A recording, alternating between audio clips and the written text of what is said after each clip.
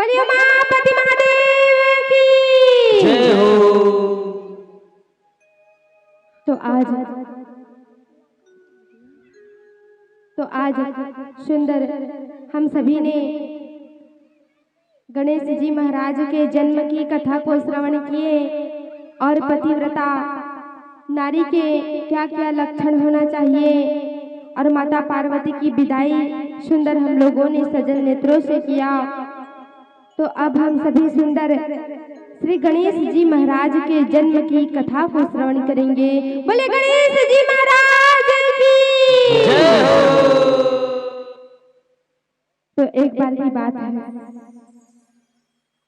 भगवान भोलेनाथ और माता पार्वती के द्वितीय पुत्र श्री गणेश जी महाराज के जन्म की कथा को हम सभी सुंदर श्रवण करने जा रहे हैं। तो देखिए, एक बार की बात है, माता पार्वती की एक सखी माता पार्वती से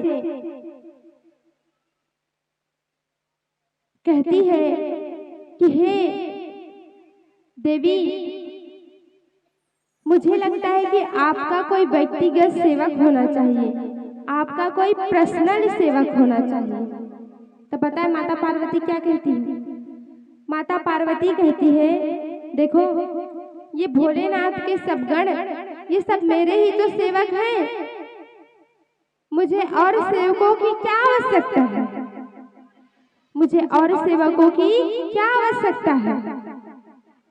तो इस प्रकार से माता पार्वती कह करके उसके बात को जो है टाल देती है।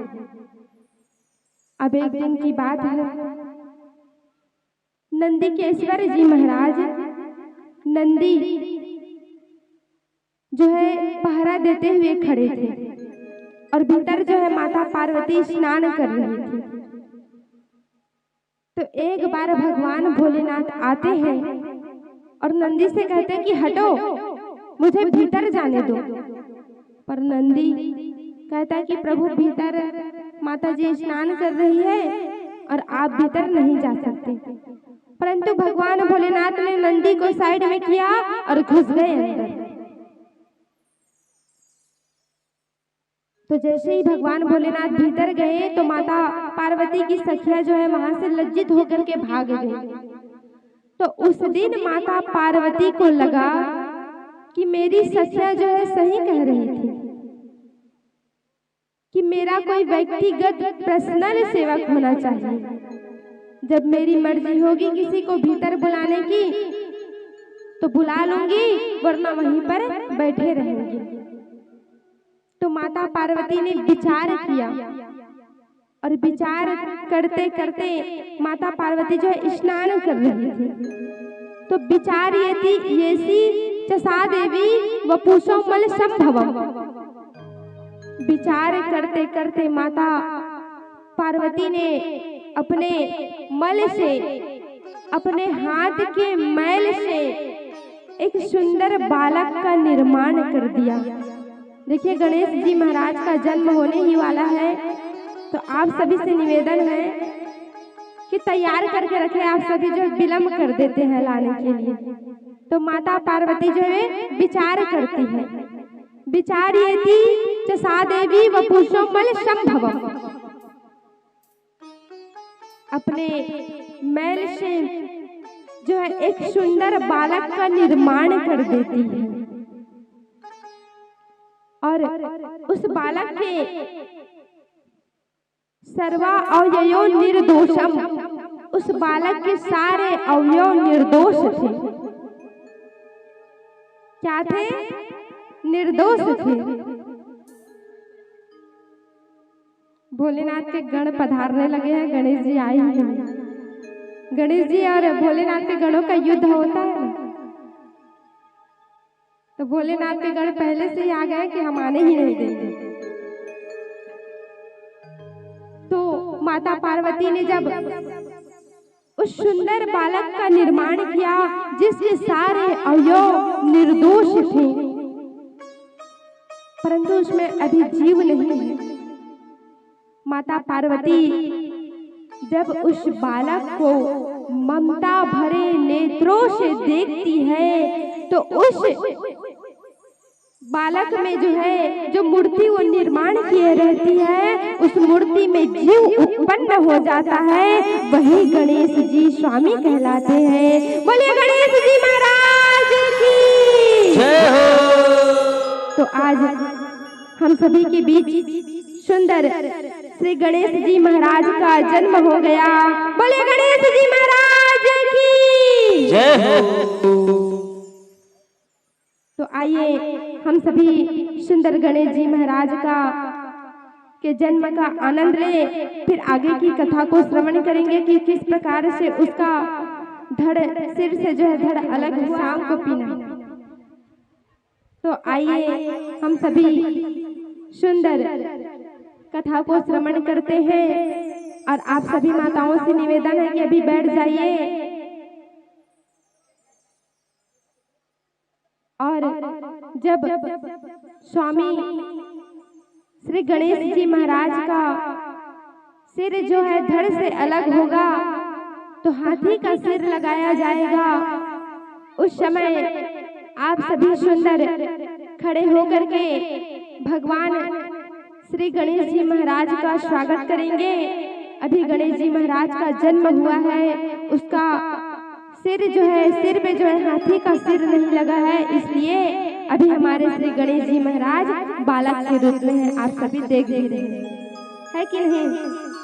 कई माताएं जो होंगी सोच रही है कि गणेश जी का मुख तो जो हाथी के मुख जैसे होता है, परंतु ये साधु के वेश में कैसे है? तो क्योंकि अभी उसका गला कटा ही नहीं है, इसलिए वे अभी उसी वेश में है। तो बोलिए गणेश जी भगवान की।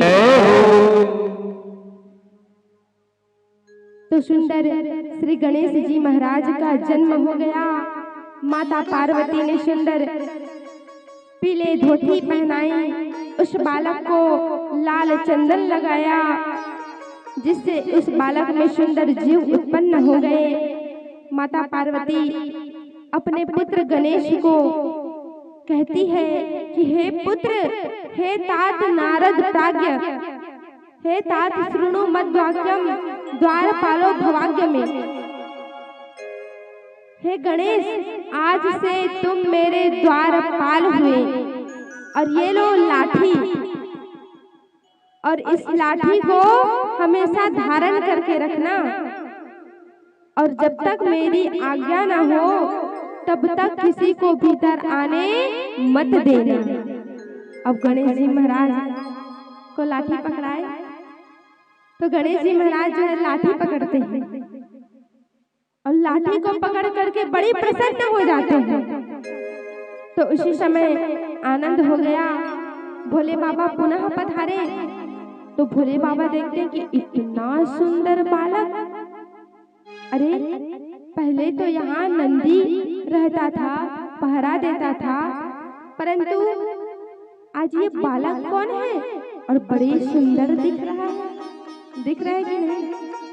दिख रहा है ना? भगवान भोलेनाथ कहते हैं इतना सुंदर बालक और बड़े सुंदर दिख रहा है। भगवान भोलेनाथ उस बालक से कहते हैं कि अरे बालक, तुम कौन हो, कहाँ से आए हो? भगवान भोलेनाथ कहते हैं कि तुम कौन हो? तो पता है गणेश जी भगवान क्या कहते हैं? मैं अपने माता जी का पुत्र हूँ। अब गणेश जी को पता नहीं है कि ये मेरे पिता हैं। गणेश जी कहते हैं मैं अपने माता जी का पुत्र हूँ। तुम कौन? तुम क्यों आए हो? भोलेनाथ कहते हैं देखो पुत्र, तुम जानते नहीं हो मैं कौन हूँ। मैं तुम्हारे जो भीतर स्नान कर रही है ना, वो मेरी पत्नी है और मैं उनसे मिलने आया हूँ। गणेश जी महाराज कहते हैं मुझे कुछ नहीं पता, मुझे इतना पता है कि जो भीतर स्नान कर रही है वो मेरी माँ है और आप कौन है, यहाँ से चले जाइए। मेरी माँ ने मुझे आज्ञा दिया है कि मातुर आज्ञाम बिना देवा गम्यताम त्वया धनः, कि बिना माँ के आज्ञा के बिना मैं किसी को भीतर आने नहीं दूंगा। अब महाराज जैसे ही गणेश भगवान भोलेनाथ आगे आने लगते हैं तो गणेश जी महाराज जोर से लाठी को पटकते हुए 4 कदम आगे चले जाते हैं। भगवान भोलेनाथ कहते हैं कि अरे बालक है, इससे लड़ना अच्छा नहीं होगा, इससे लड़ना अच्छा नहीं होगा। इसलिए भगवान भोलेनाथ कहते हैं अरे बालक, तुम बालक होकर के लाठी चलाते हो। भगवान भोलेनाथ विचार करते हैं बालक है, इससे लड़ना ठीक नहीं होगा। इसलिए भगवान भोलेनाथ पुनः लौट गए और जा करके अपने गणों से कहते हैं कि जाओ तो देखो, वहां पर लाठी ले करके एक बड़ा ही सुंदर बालक खड़ा है। मैं बहुत समझाया परंतु माना नहीं। अब शिव जी के गण आते हैं, देखते हैं इतना सुंदर बालक। शिव जी के गण कहते हैं को अशिष्टम, तुम कहाँ से आए हो? कुत्र आयातः, कहाँ से आए हो, कहाँ जाओगे? तो पता है गणेश जी महाराज क्या कहते हैं? को अशिष्टम, तुम कौन हो? भोलेनाथ के गण कहते हैं हम भोले बाबा के गण हैं। गण को यहाँ पर बुला लिया जाए। इधर बैठे हैं भोलेनाथ के गण।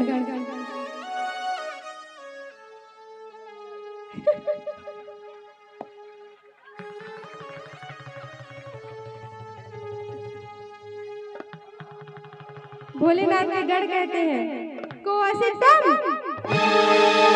कहाँ से आए हो? कुत्र आयातः, कहाँ जा रहे हो? तो पता है गणेश जी भगवान क्या कहते हैं? को अशिष्टम, तुम कहाँ से आए हो और तुम कौन हो? भोलेनाथ के गण कहते हैं हम भोलेनाथ के गण हैं। तो गणेश जी भगवान कहते हैं मैं भी अपने माता जी का गण हूँ, तुम कौन हो?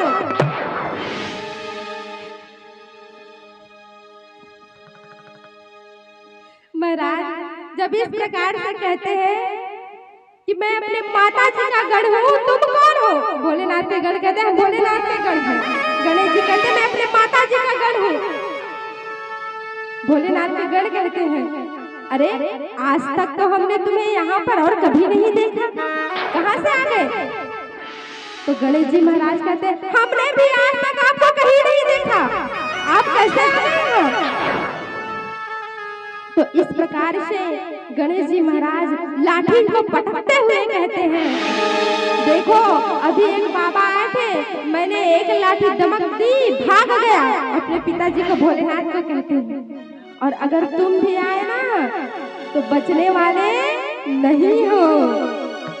अब महाराज गणेश जी भगवान ने भोलेनाथ के गणों को ऐसे ऐसे लाठी दमकी कि भोलेनाथ के गण वहां से भाग गए। अब महाराज जब भोलेनाथ के गण वहां पर भाग गए ना, भोलेनाथ के गण वहां से भाग गए,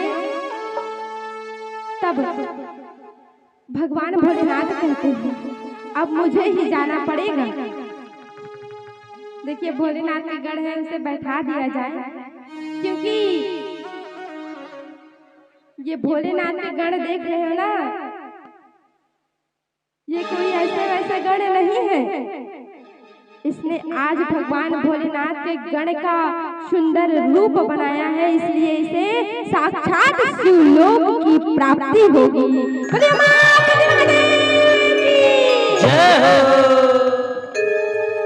भगवान भोलेनाथ कहते हैं लगता है अब मुझे ही जाना पड़ेगा। तभी ब्रह्मदेव समझाते हैं कि देखो भोलेनाथ, आप अगर जाओगे और जा करके इस प्रकार से युद्ध करोगे उस छोटे से बालक से, तो ये शोभा देने वाली नहीं है। तो ब्रह्मा बाबा कहते हैं मैं जाता हूँ, समझा करके देखूंगा, अगर मान गए तो। अब ब्रह्मा जी आते हैं समझाने के लिए गणेश जी भगवान को कि देखो बालक इस प्रकार से इधर उधर मत करो, तुम कौन हो? तो पता है गणेश जी महाराज ने ब्रह्मा जी की दाढ़ी बड़ी जोर से पकड़ी। अब ब्रह्मा जी चिल्लाए छोड़ दो बालक छोड़ दो। वो दाढ़ी पकड़े खींचे जाए खींचे जाए खींचे जाए। ब्रह्मा बाबा कहते छोड़ दो बच्चा छोड़ दो बालक, मैं यहाँ रुकूंगा नहीं, सीधा जाकर के ब्रह्मलोक में रुकूंगा। अब गणेश जी महाराज ब्रह्मा जी की दाढ़ी को छोड़ते हैं, बेचारा दौड़ते हुए जाते हैं और जाकर के सीधा ब्रह्मलोक में ही रुकते हैं। अब भगवान विष्णु कहते हैं अब मैं जाऊंगा उस बालक को समझाऊंगा। तो जैसे ही भगवान विष्णु आते हैं और आकर के देखते हैं और पुनः लौट जाते हैं और जाकर के पता है क्या कहते हैं, अरे वो बालक तो बहुत ही बलवान है, देखा और गया है। कहता है मैं उससे युद्ध किया परंतु मैं हार गया।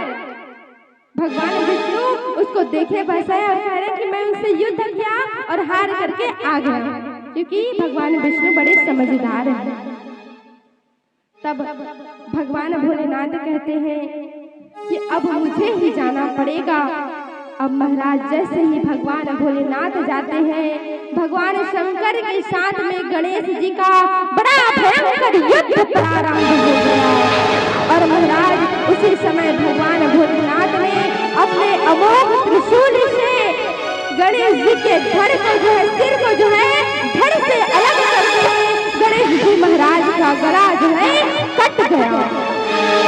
अब जैसे ही गला कटा श्री गणेश जी महाराज का, तो उधर माता पार्वती को जब पता चला कि मेरे पुत्र के गले को भगवान भोलेनाथ ने काट दिया है, माता पार्वती अत्यंत क्रोधित हो गई। और देवता सभी माता की स्तुति करते हैं।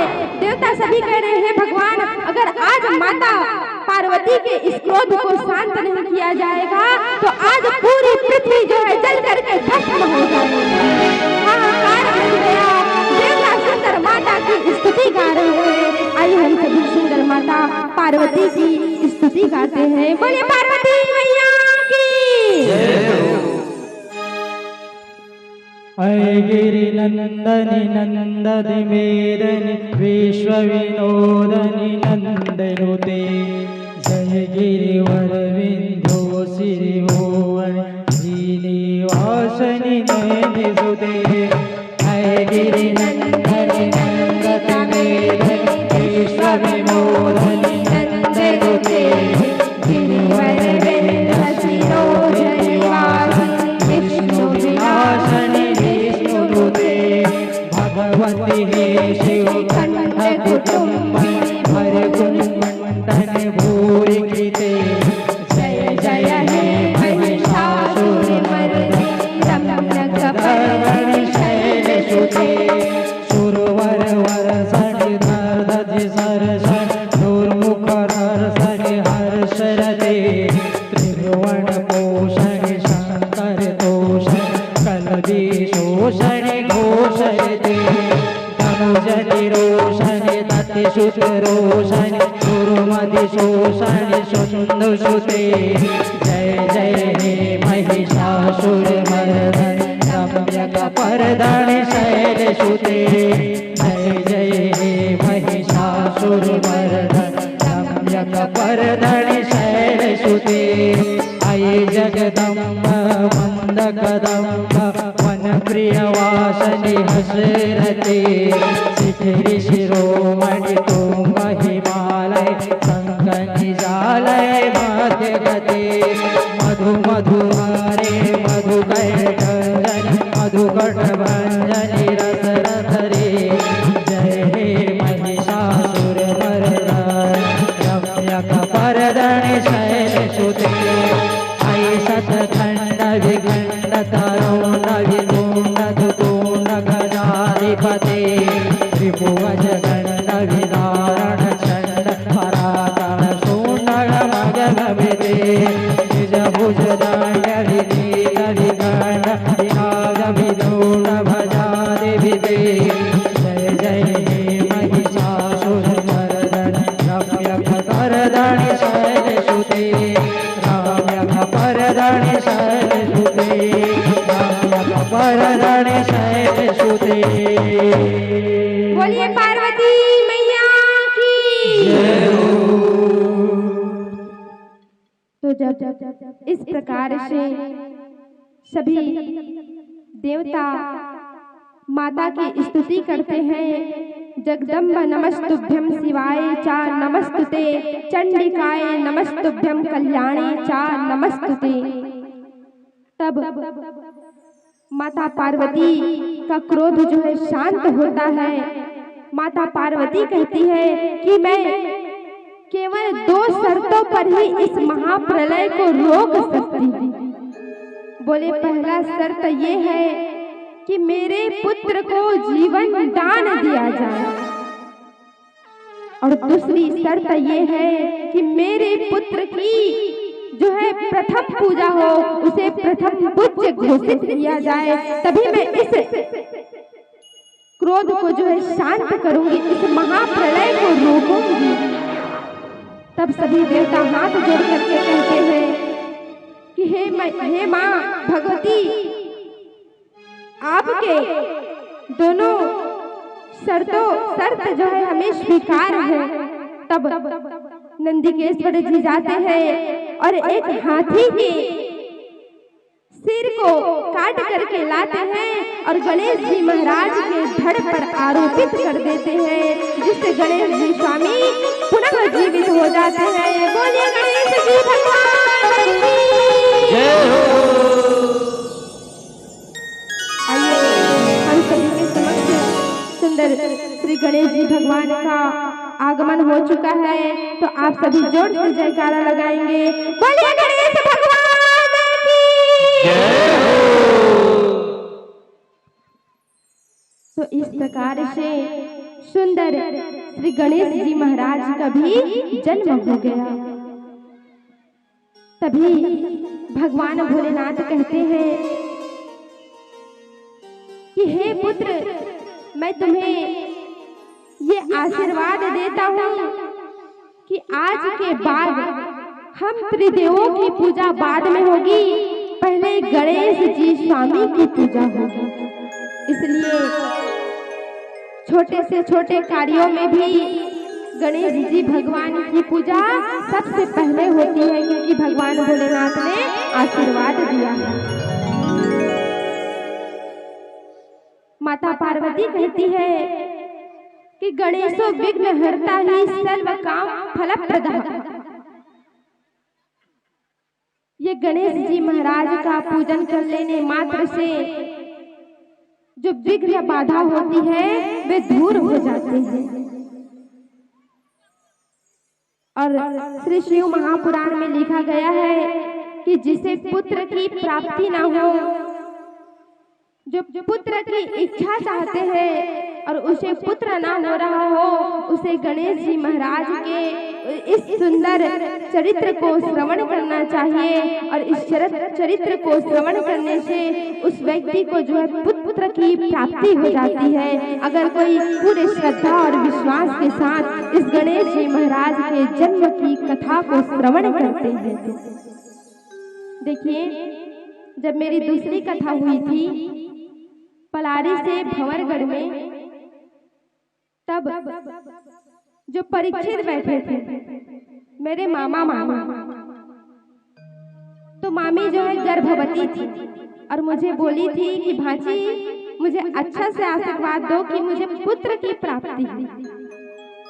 तब मैं बोली, मामी जी आप जो है ना, शिव महापुराण में लिखा गया है कि अगर कोई गणेश जी के चरित्र को ध्यान पूर्वक सुन ले तो अगर उसे पुत्र की इच्छा हो तो उसे पुत्र की प्राप्ति हो जाती है। तो 1 साल हो गया, उसने गणेश जी के चरित्र को ध्यान पूर्वक सुना और आज उसे पुत्र की प्राप्ति हो गई है। बोलिए गणेश जी भगवान की जय हो। और अगर किसी का रोग जो है असाध्य हो रहा हो, अगर किसी को कोई रोग है तो उसे गणेश जी महाराज के सुंदर इस चरित्र को श्रवण करना चाहिए। देखिए, यात्रा काले च पुण्यहि शृणोति समाहिता। अगर कोई यात्रा काल में गणेश जी के इस चरित्र को श्रवण कर लेता है तो उसकी यात्रा में किसी भी प्रकार की कोई विघ्न बाधा नहीं आती। अगर आप किसी यात्रा के लिए जा रहे हैं तो गणेश जी महाराज का आप सभी पूजन करके सुंदर आवाहन करके आप किसी यात्रा के लिए जाते हैं तो उस यात्रा में किसी भी प्रकार की कोई दुर्घटना या विघ्न बाधा उत्पन्न नहीं होती। बोले गणेश